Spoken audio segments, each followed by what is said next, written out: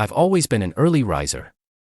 I like the quiet hours before dawn, when the world hasn't fully woken up, and you can still hear your own thoughts, the hum of the refrigerator, the slow drip of the coffee machine, the dog snoring softly in the corner. But that morning, the silence was shattered. It was 5:02 a.m. when I heard the knock, not a timid tap, a steady, deliberate knock, like someone who knew exactly what they were doing. I frowned, put my mug down, and walked to the door. Through the peephole, I saw him. Mark, my neighbor, retired Army, keeps to himself. The kind of guy who sharpens his lawn tools twice a month and waves with 2 fingers. We weren't close, friendly enough. But this wasn't normal. I opened the door. He didn't smile, didn't even say good morning, just looked at me with eyes that were unusually alert, scanning my face like he was making a judgment call. "Don't go to work today," he said. Just like that, no hello, no explanation, no context. I blinked. "What?" He leaned in slightly, his voice low, serious. "I need you to trust me. Just today, don't go in." Now, I work downtown, office job, stable, predictable, the kind of place where nothing ever happens, and if you're not in by 9, someone notices. I laughed a little, confused. "Mark, is this a joke?" He didn't blink, his jaw tensed. "Just stay home, call out sick, take a mental health day, whatever. But don't go in today." Then he turned and walked away. Just like that, no explanation, no further warning. I stood there on my porch, still barefoot, heart starting to race for reasons I couldn't explain. My golden retriever Duke nudged the door behind me, sensing something strange too. And that's when I realized Mark was wearing the same clothes from yesterday. His boots were muddy, his hands were shaking just a little. He'd been up all night. I shut the door and locked it, a little faster than usual. I didn't go to work. I sat on the edge of my bed for a while, trying to brush off the unease like sleep dust. But it stuck to me, that look in Mark's eyes, that voice, flat, firm, like he was delivering orders, not a suggestion. I called in around 7:30. "Hey, it's me. Not feeling great this morning. Gonna take a sick day." The receptionist barely cared. "Okay, feel better," she said before clicking off. Just another sick call on just another weekday. I made a second cup of coffee, tried to read, tried to watch the news. Nothing stuck. My thoughts kept circling back. Why would Mark knock at 5 a.m.? Why today? I stepped outside a little before 9, pretending I needed air, but really I just wanted to look. His blinds were drawn. No car in the driveway. It was eerily quiet. And then I noticed something. Down the block, parked just outside the Smith's old place, was a black SUV. Windows tinted, idle engine humming. I'd never seen it before. It didn't belong to anyone on our street. I watched it for a few minutes. No one got in. No one got out. Then it drove away. Slow. Too slow. Noticed me watching. I ducked back inside. I kept glancing at the clock. 10.14, 10.27. 10.41, around 11.08 my phone buzzed. It was a text from Anna, a coworker. Just one sentence. "Hey, were you in the building when they evacuated?" Evacuated? I froze. My fingers tapped back quickly. What? What happened? A pause. Then 3 dots. Typing. Big security scare or something. FBI was there. Whole floor cleared out. No details yet. My heartbeat slammed into my chest. Security scare? FBI. I turned on the TV. Nothing. I opened Twitter. Just noise. But something had happened. Something big, and Mark knew. I walked over to the window, looked out across the street.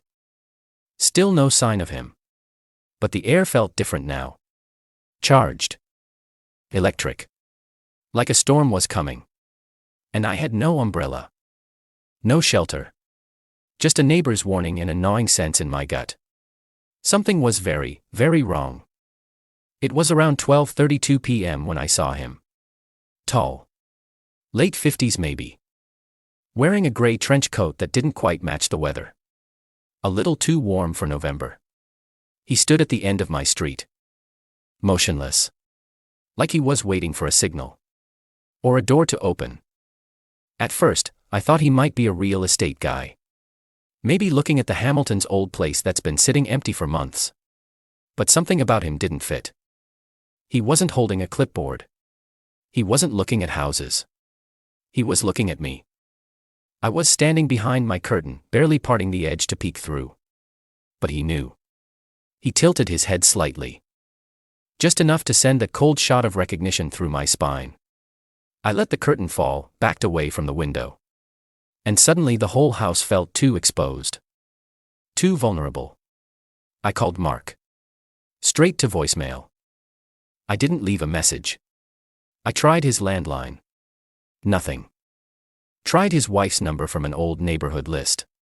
Disconnected. I was on my own. I went into the garage and grabbed the crowbar I use for minor housework. Anything to hold. Just having weight in my hand made me breathe steadier. I don't scare easy. I was raised on a farm. Broke up fights in high school. Spent 6 years working night security during college. But this was different. Because nothing had happened yet. And that was the worst part. Just before 1 p.m. the news broke online. FBI investigating potential threat at downtown office complex. Evacuations underway. No names. No motives. No suspects. But I knew one thing. That was my building. My floor. And if I hadn't listened to Mark, if I'd just brushed him off like a crazy old man, I would have been sitting at my desk when it all unfolded. I sat down on the edge of my couch. Tried to calm the racing thoughts. And that's when I noticed something new. Taped to the inside of my front door, just beneath the peephole, was a yellow sticky note I hadn't put there. 4 words. Written in tight, all-cap handwriting. Don't open for anyone. My breath caught.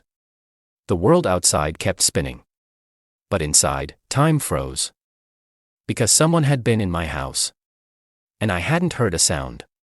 I stood in front of the sticky note on the door for what felt like an hour. I hadn't written it. No one else had a key, and the locks showed no signs of forced entry. But someone had been inside, and they'd left a warning. I searched the house. Every closet. Every corner. Bathroom, garage, behind the washer. Nothing. No sign of entry. But something wasn't right. Something had been moved in the hallway. A picture frame that usually sat flush against the wall was tilted, just barely. And the attic door above it. Unlatched. Now I hadn't been up there in years. The pull string hung low, still swaying. I grabbed a flashlight, my heart pounding like it was trying to warn the rest of me. I climbed up slowly, one creaky step at a time. The air up there was thick. Dust danced in the flashlight beam like ghosts. At first, I didn't see anything. Just boxes. Old baby clothes. A broken lamp. College textbooks I never donated. Then I noticed it. A shoebox. Dead center in the attic. Not old like the rest of the stuff. This one was clean. Almost deliberately placed. I opened it. Inside were photographs. Not of me. Not of Mark. But of my office building, taken from strange angles. Some zoomed in on license plates. One of the front door keypad. Another showed a USB drive plugged into a company laptop. My boss's, I think. And at the bottom of the box, wrapped in wax paper, was a small burner phone. It was on. No passcode. Just one message saved in drafts. If anything happens to me, start with these names. I opened the message. 5 names. All people I'd seen at company parties. But not employees. Vendors. Consultants. The kind of folks who hovered around contracts and shook hands, but never made eye contact for too long. And I realized. Mark had been watching something for a long time. And now, for whatever reason, he pulled me into it.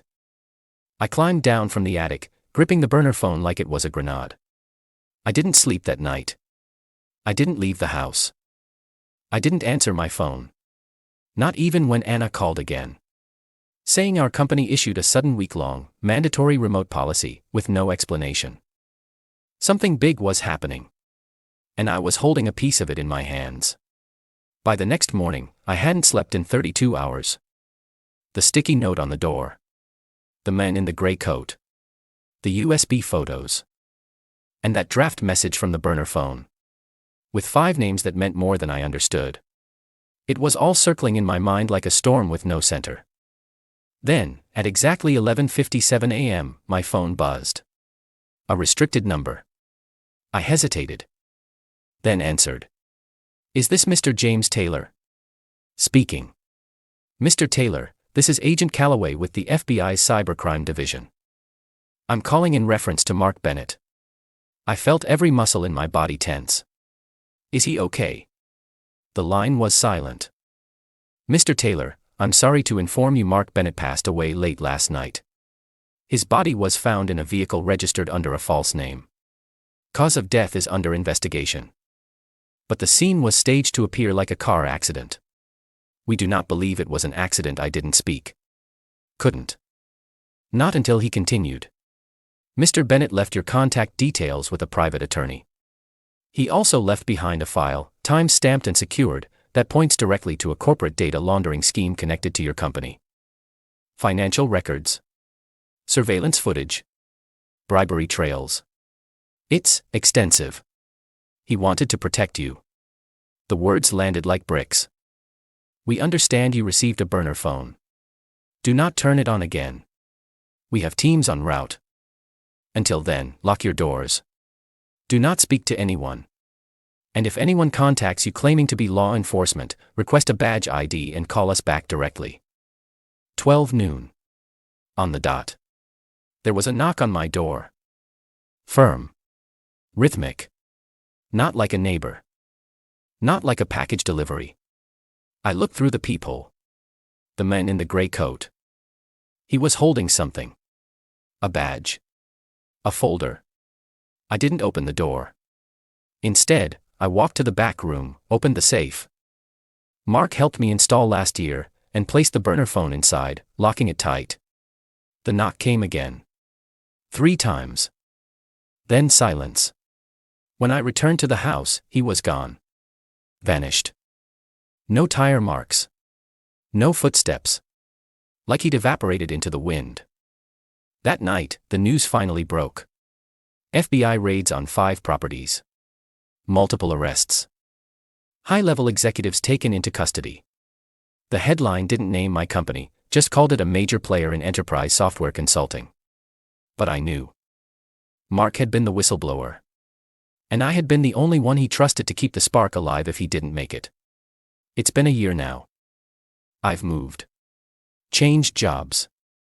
But every time I hear a knock on the door, every time I see a man in a gray coat on a rainy day, I remember the one morning I didn't go to work. Because a man I hadn't spoken to in 6 months saved my life with just 6 words. Don't go to work today. Trust me.